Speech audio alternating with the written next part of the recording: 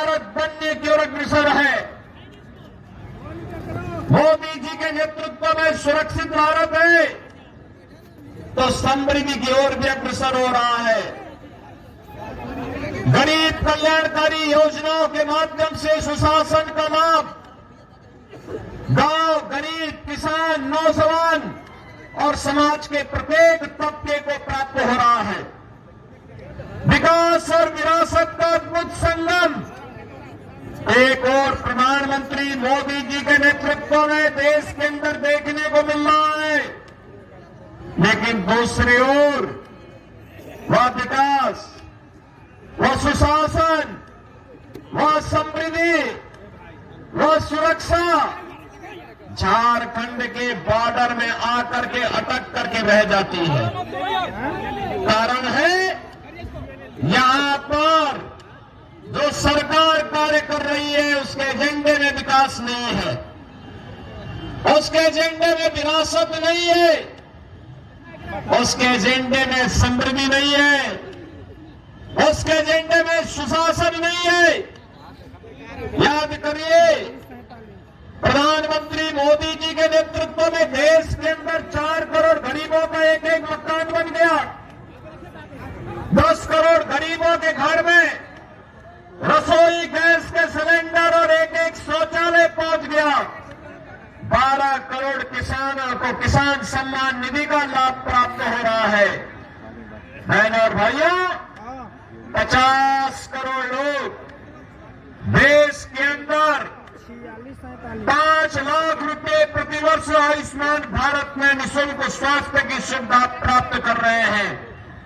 और अब तो मोदी जी ने घोषणा कर दी है कि 70 वर्ष से ऊपर के प्रत्येक व्यक्ति को हर वर्ष 5 लाख रुपए का निःशुल्क स्वास्थ्य बीमा का कवर उपलब्ध करवाएंगे। हर वर्ष 5 लाख रुपए निःशुल्क देंगे।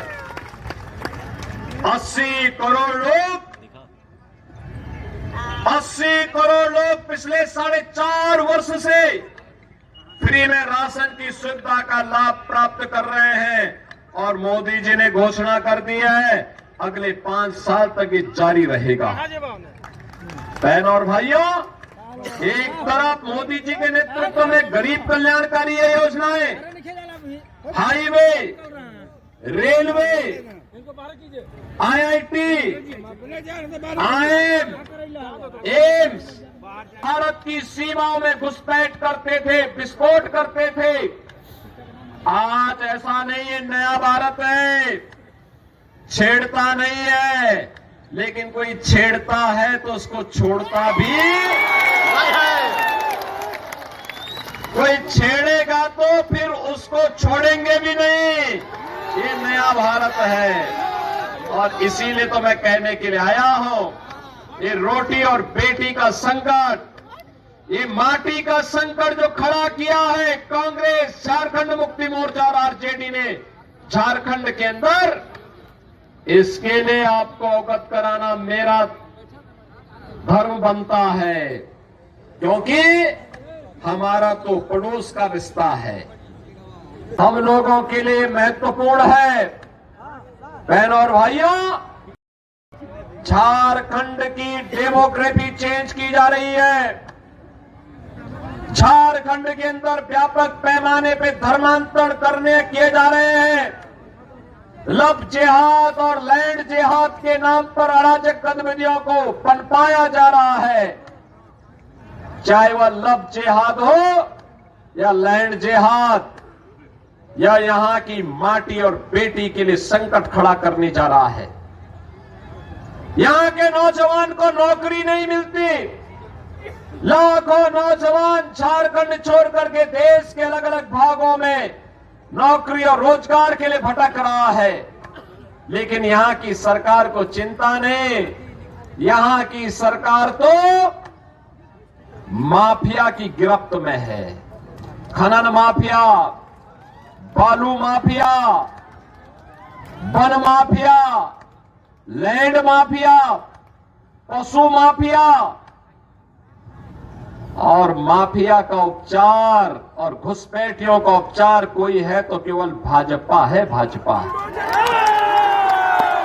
आपने देखा होगा यूपी में भी 2017 के पहले ये माफिया ऐसे ही छाती तान करके चलते थे और पिछले 7 वर्ष में यूपी के अंदर यह किया गया कि माफिया को हम लोगों ने जहन्नुम की यात्रा में भेज दिया है। अब यूपी में माफिया नहीं है, अब यूपी में दंगा नहीं है, अब यूपी में कोई बेटी की सुरक्षा के साथ खिलवाड़ नहीं कर सकता। अगर बेटी की सुरक्षा के साथ कोई खिलवाड़ करता है तो पहले बता दिया जाता है कि भाई देखो, अगर बेटी की सुरक्षा में सेंध लगाई तो अगले चौराहे पर यमराज टिकट काटने के लिए बैठा होगा। और इसीलिए बहनों और भाइयों मैं आपसे कहने के लिए आया हूं, याद करिए ये कांग्रेस और झारखंड मुक्ति मोर्चा या फिर ये आरजेडी की सरकार केंद्र में भी थी, कांग्रेस को लंबे समय तक शासन करने का अवसर मिला। क्यों नहीं उन्होंने विकास कराया? क्यों नहीं उन्होंने नौकरी दी? क्यों नहीं उन्होंने रोजगार का सृजन किया? एक गरीबों का कल्याण क्यों नहीं किया? आज तो भाजपा कह रही है कि 23 नवंबर को परिणाम आएंगे, कमल खिलेगा, और कमल खिलते ही झारखंड की हर माता के खाते में हर महीने 2100 रुपया जाएगा। भारतीय जनता पार्टी ने कहा है एलपीजी का सिलेंडर 500 रुपए में मिलेगा और साल में 2 मुफ्त में भी उपलब्ध करवाएंगे।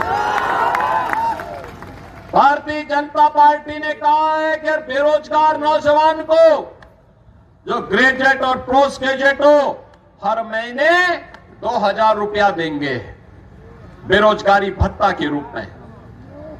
सरकार बनते ही पहली कैबिनेट में 1.5 लाख नौजवानों के लिए नौकरी के विज्ञापन जारी हो जाएंगे। और सरकार ने यह भी घोषणा की है पीएम इंटर्नशिप स्कीम में यहां के नौजवानों के इंटर्नशिप के लिए 5000 रुपये हर महीने उपलब्ध करवाएंगे।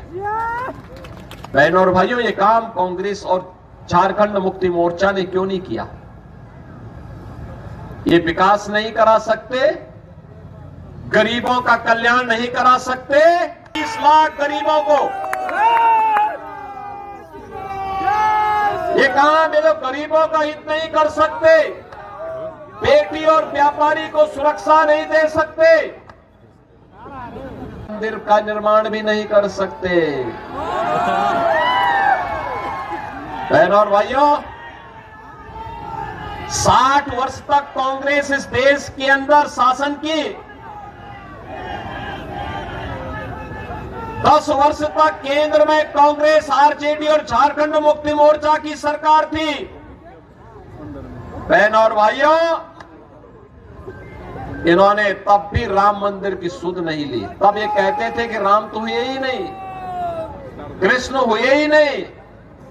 और आज हम कहने के लिए आए हैं, मोदी जी को 2014 में आपने प्रधानमंत्री बनाया।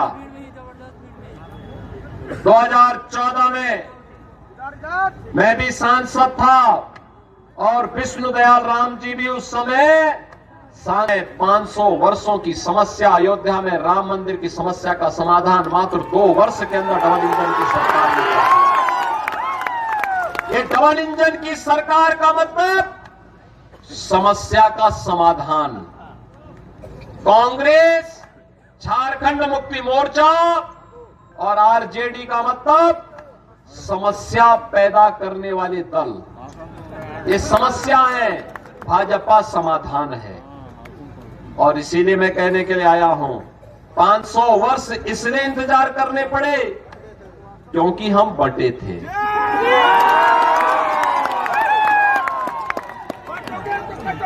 बटे थे तो कटे थे। और इसीलिए कहने के लिए आया हूं, एकजुट होकर के भाजपा को जिताइए।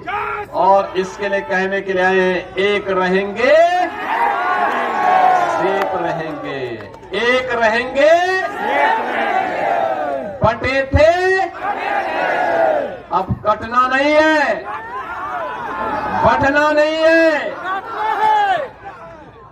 एक रह करके कमल खिलाना है।